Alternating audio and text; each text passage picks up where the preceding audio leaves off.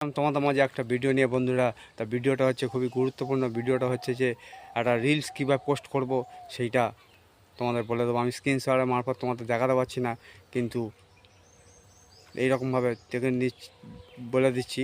ভিডিওটা তোমরা মন দিয়ে দেখবে, কারণ ভিডিও প্রথমে আমার যখন তার ভিডিও বানালো বা ভিডিও বানিয়ে নিয়ে আমার যখন রিলসে প্লাস চিহ্ন আছে বা অন্য কোথাও থেকে তোমার যদি ওই হোয়াটসঅ্যাপ মাইন্ড থেকে ওখান থেকে যদি ভিডিও পোস্ট করো, সেখান থেকে করতে গেলে ফার্স্ট করলে তারপরে যে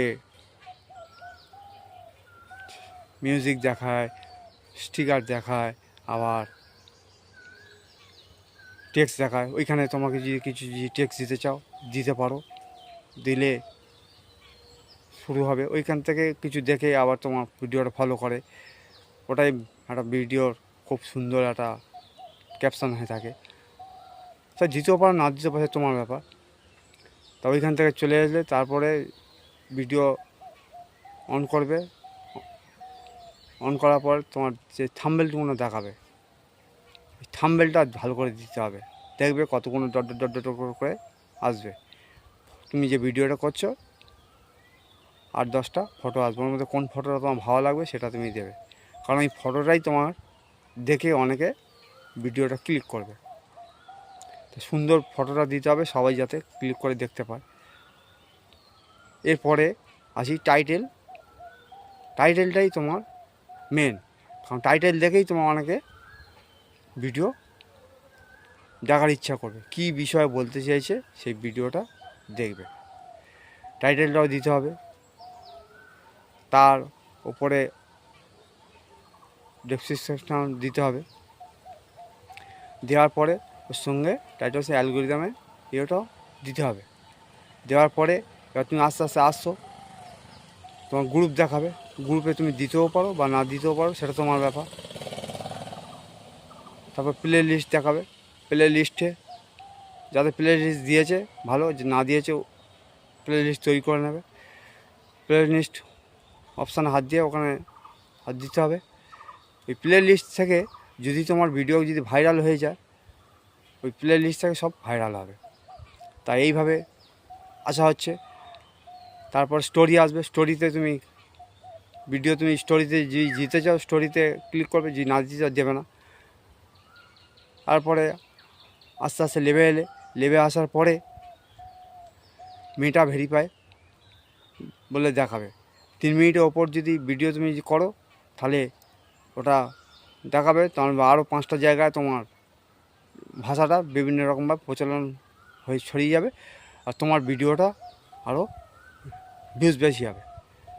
তো সেটা তুমি দিতেও পারো কি না দিতেও পারো, সে তোমার ব্যাপার। দিলে খুবই ভালো হবে, তোমার ভিউজ তো তুমি বাড়বে। আর বন্ধুরা, আরেকটা কথা হলো, ওইখান থেকে দেওয়া হয়ে গেল, তারপর আস্তে আস্তে যেই লাভবে কপিরাইট বলে অপশান আছে। কপিরাইটে কখনো যাবে না। কপিরাইট তুমি যদি মিউজিক ভিডিও বা অন্যান্য ভিডিও নিয়ে যদি ভিডিও করো, তখন এই কপিরাইট পরে তোমাকে খুব ভোগাবে, কারণ মনিটাইজেশন যখন পেয়ে যাবে তখন অসুবিধা হবে। করো না। ওখান থেকে লেবে এসো। তারপরে আস্তে আস্তে লেবে আসার পরে পাবলিক বলে যে অপশানটা থাকে, তুমি যে ভিডিওগুলো ক্লিক করো সে পুরো পাবলিকে যাবে।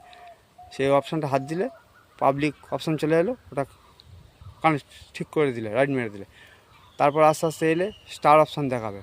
স্টার অপশানটা ক্লিক করে আসার পরে তোমার কী টপিক নিয়ে ভিডিও করছো, মিউজিক ভিডিও না ভয়েস ভিডিও, যাই করো, রান্নার ভিডিও, যে ভিডিওটা করবে সেই ভিডিওটা টপিকটা দেওয়ার পরে এবার শেয়ার করতে হবে। ক্লিক করলে শেয়ার করার আগে একটু দাঁড়াবে, ভিডিওটা ভালো করে দেখে নেবে, কী কী করেছো কী কী না করেছো। দেখে নেওয়ার পরে তারপরে তুমি ভিডিওটা